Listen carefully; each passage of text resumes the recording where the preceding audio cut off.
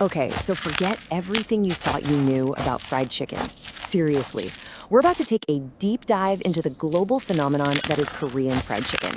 We're talking about that signature glass-like crunch and that completely addictive spicy sweet glaze. Today, we are unlocking every single secret, one delicious piece at a time. I mean it, forget it, because what we're about to get into is a totally different kind of culinary science. And I promise you, by the end of this explainer, you are going to have all the secrets to that legendary shatter-in-your-mouth crunch and that amazing umami glaze that has made K-chicken a worldwide obsession. So what is the secret to that incredible crunch? It's way more than just frying some chicken. It's practically a science. We're going to start by breaking down the first and maybe the most important part of K-chicken's success, that unique, unbelievably crisp texture. So how different is it really? Well, just take a look at this.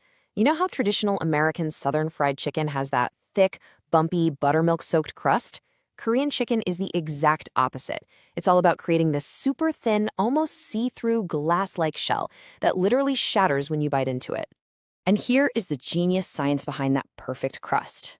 It's called the double fry method. It's a brilliant technique that does two crucial things. First, it renders out all the fat from the chicken skin, which is the key to getting that thin, crispy texture.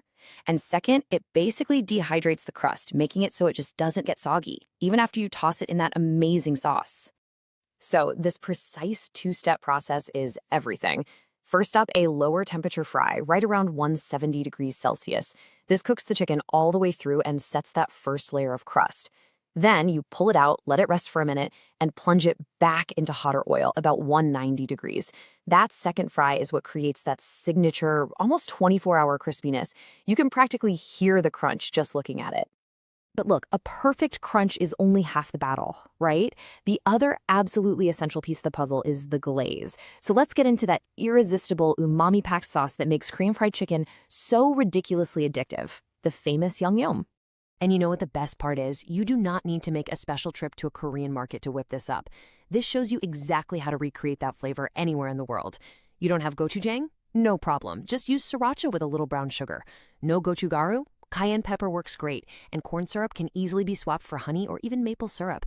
So get ready to take some notes, because this recipe is for everyone. All right, so now that we've covered the why, the crunch and the glaze, let's get to the how. We're going to walk through a super quick and easy guide to making world-class Korean fried chicken right in your own kitchen. Let's do this. And get this isn't some long, complicated, all-day affair. Let's just look at the timeline here. From prepping your chicken to that final, beautiful glaze toss, you are looking at an active cooking time of less than 5 minutes. It's unbelievably fast and totally achievable, even on a weeknight. Here are the 5 key steps to perfection. First, a simple dry brine on bone-dry chicken, super important. Second, the double coat system.